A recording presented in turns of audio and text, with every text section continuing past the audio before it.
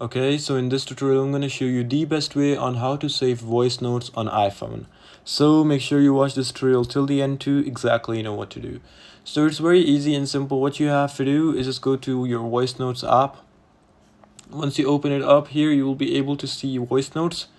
What you need to do is just record a voice note, or if you already have it and you want to save it, what you have to do, simply tap on it and you'll see a few options, but you just gotta go ahead and press on these three dots. Once you press on them, you'll see a few options, but you just gotta go ahead and press on the option of share. And right over here, just gotta scroll down, and right over here you'll see the option of notes. Just go ahead and press on that.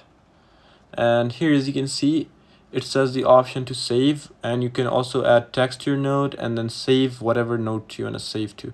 Simply press on save, and here, as you can see, now if you open up notes, here, as you can see, so you just gotta wait until the notes is ready, and here, as you can see, we have our recording saved and I can play it anytime I would like to. So yeah, this is pretty much it. I hope this tutorial helped you out. I'll see you soon in the next one.